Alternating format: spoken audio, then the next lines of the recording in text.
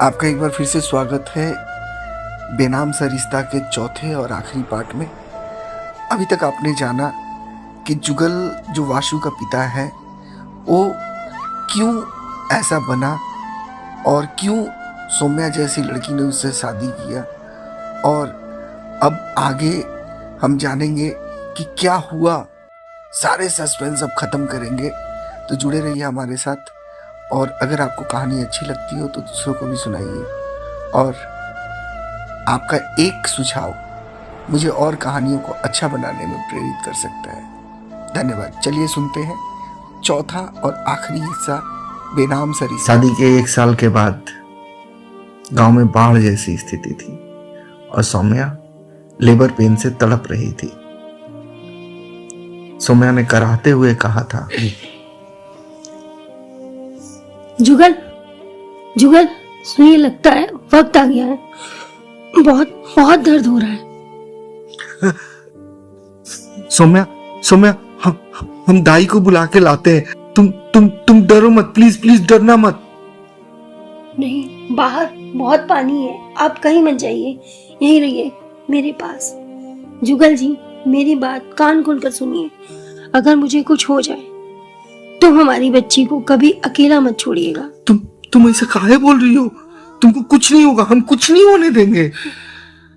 Doctor साहब कहते थे मेरी जान को खतरा है, पर मैंने अपनी जिद, मुझे आपकी निशानी चाहिए थी। जुगल, पढ़ाना, इसे गांव की धूल से निकालना, उसे वासु वासु कह के पुकारिएगा। सौम्या की लंबी और दर्दनाक चीख और साथ ही एक नवजात शिशु के रोने की गूंज।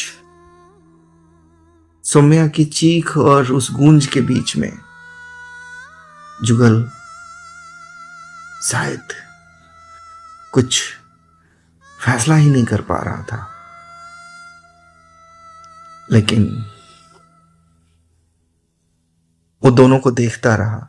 एक तरफ जिंदगी को देख रहा था, एक तरफ मौत को।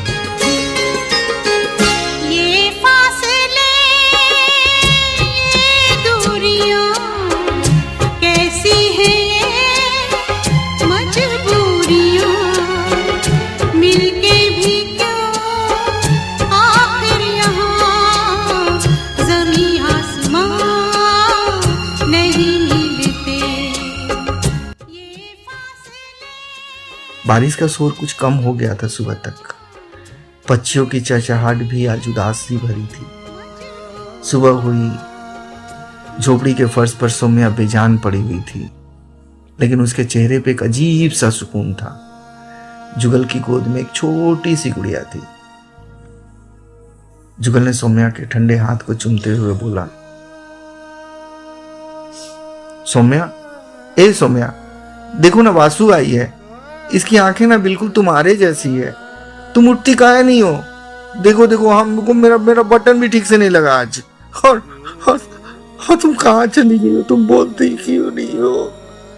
भगवान जी, तुम ठीक नहीं की हो। आपने सौम्या को ले लिया, पर आपने मुझे एक मकसद दे दिया। आज से ये जुगल मर गया। आज से सिर्फ वासु का पापा जिंदा है। हम इसे साहिबा बनाएंगे ना सौम्या? हाँ, मेरा वादा है तुमसे। और जज साहब, इस जुगल ने इस वादे को पूरा करने में कोई कोर कसर नहीं छोड़ी। और इस पूरी कहानी को सुन के सारा कोर्ट-रूम शायद आंसुओं से भीग गया था, और मनीषा जज्बात में बोले जा रही थी। शायद वो और कुछ कहना चाहती थी, लेकिन तभी जज ने ऑर्डर बोल दिया। तभी विपक्षी वकील खड़ा हुआ। योर ऑनर, ये इमोशनल कहानी सुनाकर वकील साहिबा क्या साबित करना चाहती हैं? और ये आदमी जो खुद को पापा कहता है, क्या इसे लगता है कि मैथमेटिक्स क्या होता है? क्या इसको पता है इसकी बेटी कौन से वैक्सीन लगने चाहिए? ये मिलॉर्ड, ये एक बच्ची के लिए खतरा है। खतरा जुगल नहीं, वो समाज है जो प्यार को आईक्यू के तराजू में तौलता है। जज साहब, जुगल को मैथमेटिक्स नहीं आती, पर उसे ये पता है वासु को रात में किस तरह करवट लेना सोना पसंद है।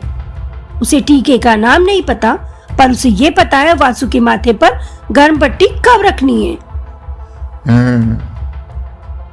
जुगल, तुम यहां आओ। जज साहब के बुलाने पे जुगल कांपते कदमों से जज के पास पहुंचा। अगर वासु तुम्हारे पास आ गई तो तुम उसे क्या दोगे? जुगल की आंखों में चमक आ गई थी। हम उसे ना पूरा का पूरा आसमां देगा साहब। हम ना उसको वो सब देंगे जो भगवान ने हमसे छीन लिया है। हम उसको कभी भी रोने नहीं देंगे, और अगर वो नाना जी के पास रह के खुश है ना, तो हम उसको अपनी याद भी नहीं देंगे।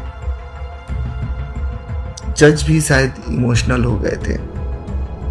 जज ने अनाउंस किया, हम बच्ची से बात करना चाहेंगे।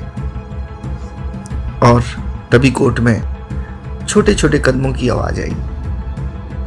बाशु बेटा, तुम किसके साथ रहना चाहती हो?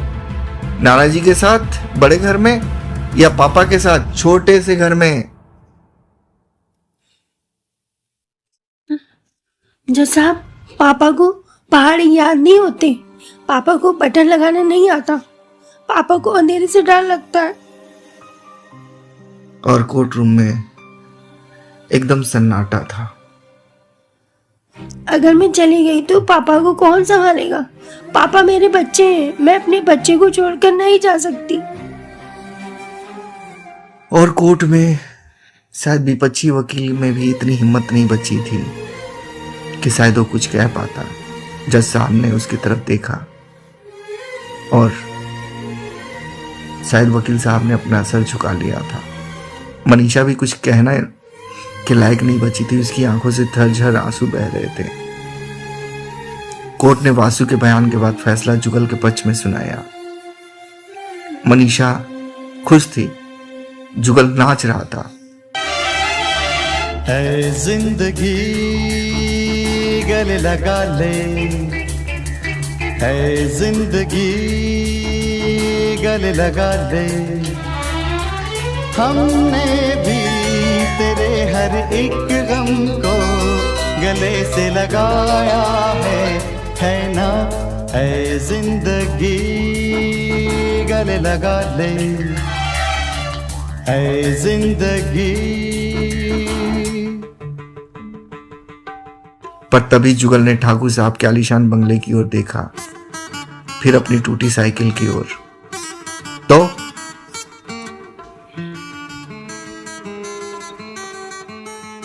साइकिल की ओर, और फिर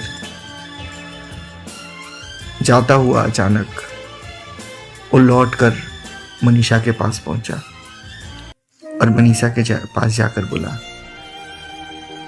दीदी दीदी, बासु को ना नाना जी के पास ही जाने दो। क्या जुगल, तुम पागल हो गए हो? हम जीत गए हैं। नहीं दीदी, हम स्कूल देखा है नाना जी का, बहुत बड़ा स्कूल है। वहां वासु साहिबा बनेगी, मेरे साथ रहेगी तो चाय ही ना बेचेगी। हम वासु को प्यार करते हैं, इसलिए ना हम उसको अपने साथ नहीं रखना चाहते। मेरे साथ नहीं रह सकती वो। उसको अच्छा खाना मिलेगा, अच्छा पढ़ाई मिलेगा। उसको नाना जी के पास भेज दीजिए। जुगल, आज तुमने साबित कर दिया कि पिता बनने के लिए दिमाग की नहीं, बहुत बड़े दिल की जरूरत होती है। और मनीषा शायद अपने आंसुओं को रोक नहीं पाई, और शायद वही हुआ था जो शायद किसी ने सोचा नहीं था। नियति और जुगल यही चाहते थे। कार में ठाकुर साहब बैठ चुके थे। जुगल कहीं दूर सिसक रहा था। बासु कार में बैठी नाना जी के साथ जा रही थी। उसने पीछे मुड़कर देखा। जुगल खंबे के पीछे छिपकर रो रहा था और हाथ हिला रहा था। जब बासु नाना जी के साथ कार में बैठी तो उसने आखिरी बार जुगल की तरफ देखा जुगल ने अपनी जेब से सौम्या की वो पुरानी चांदी की अंगूठी निकाली, उसने मरते वक्त जुगल को दी थी। जुगल दौड़ कर कार के पास गया। ए वासु वासु वासु, ये तेरी माँ की परछाई है, जब डर लगे ना तो इसे पहन लेना। और बताऊं, माँ और पापा ना दोनों तेरे साथ ही रहेंगे। पापा पापा मुझे नहीं जाना, मुझे आपकी कमीज के बटन ठीक करने। अरे बटन खुद ठीक करना सीखो, अब हम और तुम दोनों बड़े हो गए हैं। जाओ जाओ जाओ, अपनी माँ का सपना पूरा करो। और जुगल जाकर शायद उसी खंभे के पीछे छुप गया था और उसे लगा था शायद वासु उसे देख नहीं पाएगी, और वासु पलट कर देख रही थी और उसे समझ नहीं आ रहा था वो क्या कहे। कार के टायरों की धूल उस गाड़ी को ले जा रही थी। जुगल वहीं सड़क पर बैठ गया। धूल जब बैठी तो वहां सिर्फ जुगल अकेला खड़ा था, हाथ में सौम्या की याद और दिल में वासु का भविष्य। बिहार की इस माटी में आज एक नया इतिहास लिखा गया, जहाँ एक अनपढ़ बाप ने दुनिया को मोहब्बत और त्याग की सबसे बड़ी डिग्री दे दी। फिर से बोलो।